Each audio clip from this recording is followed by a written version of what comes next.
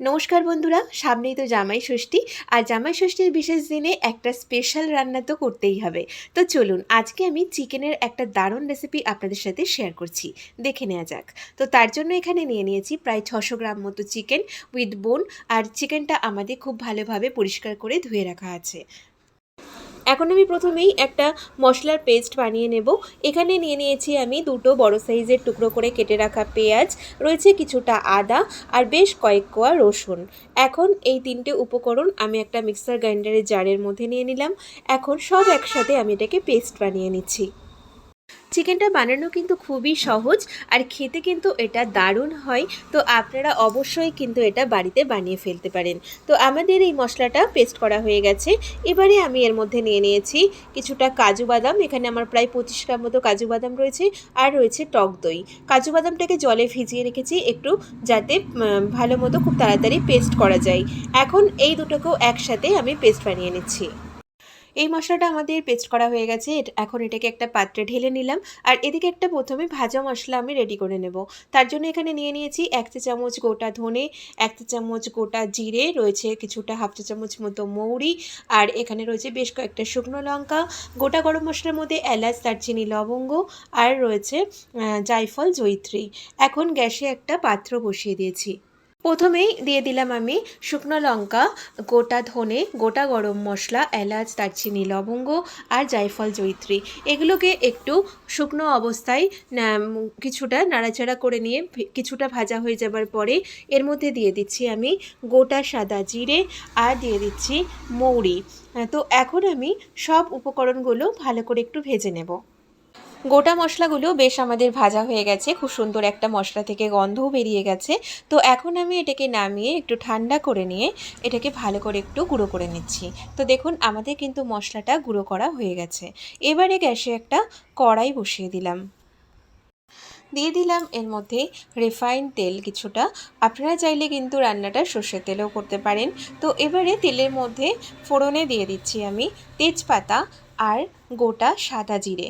ফোড়নটা কয়েক সেকেন্ড নাড়াচাড়া করার পরে এর মধ্যে এই যে আমি পেঁয়াজ, আদা, রসুনের পেস্টটা করে রেখেছিলাম সেটা দিয়ে দিলাম। সেটাকেও তেলের মধ্যে একটু ভালো করে নেড়ে নেব, যাতে আদা রসুনের কাঁচাটে গন্ধটা চলে যায়। তো আমাদের মশলাটা কিছুটা কষানো হয়ে যাবার পরে এর মধ্যে আমি দিয়ে দিচ্ছি ধুয়ে রাখা চিকেন। তো এখন এই মশলার সাথে চিকেনটাকে আমাদের একটু ভালো করে মিক্স করে নিতে হবে।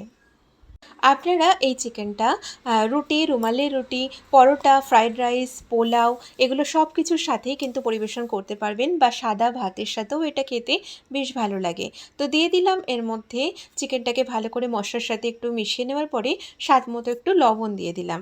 এখন কিন্তু চিকেনটাকে আমি 4 থেকে 5 মিনিটের জন্য আঁচটাকে একটু কমিয়ে নিয়ে ঢেকে দেব। তাতে চিকেনটা থেকে একটু জল বেরোবে এবং চিকেনটা আমাদের কিছুটা সেদ্ধ হয়ে যাবে। বেশ কিছুক্ষণ হয়ে গেছে। এখন ঢাকনাটা খুলে দিলাম। আবারও চিকেনটাকে আমি একটু নেড়ে দিচ্ছি। চিকেনটা একটু ভালো করে নেড়ে দেবার পরে এর মধ্যে আমি এই যে আগে থেকেই ভেজে গুঁড়ো করে রাখা যে মশলাটা ছিল, সেই মশলাটা থেকে হাফ আমি দিয়ে দিলাম এর মধ্যে। এখন এই মশলাটাকেও চিকেনের সাথে একটু ভালো করে মিক্সড করে নিচ্ছি। এখন এই চিকেনটাকে আঁচটাকে একটু কমিয়ে নিয়ে প্রায় 8 থেকে 10 মিনিট মতো আমি ঢেকে দেব, যাতে চিকেনটা আমাদের ভালোভাবে সিদ্ধ হয়ে যায়। আপনারা তো চিকেনের অনেক ধরনের রেসিপি বানান বাড়িতে। তো আমার রিকোয়েস্ট, অবশ্যই একদিন এই রেসিপিটা ট্রাই করবেন, দেখবেন খেতে খুব ভাল লাগবে। এবারে আমি দিয়ে দিলাম যে কাজু বাদাম আর টক দইয়ের পেস্টটা করে রেখেছিলাম, সেটা দিয়ে দিলাম।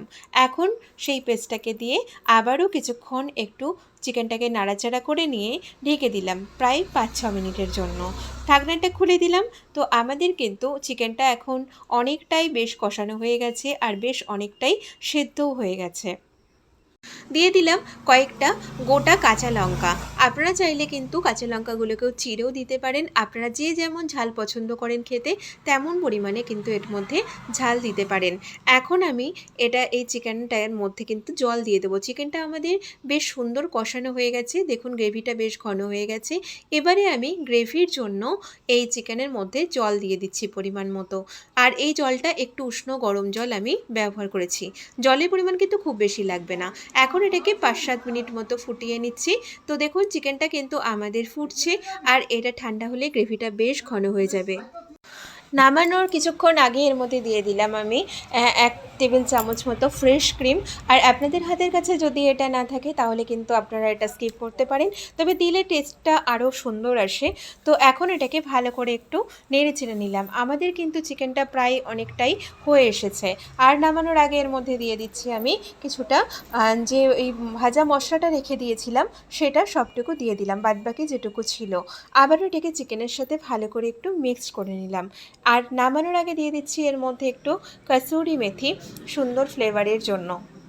এই চিকেনটা বানানো খুবই সহজ আর খেতে কিন্তু দুর্দান্ত হয়। তো এখন আমি এর মধ্যে দিয়ে দিচ্ছি কিছুটা কাসুরি মেথি।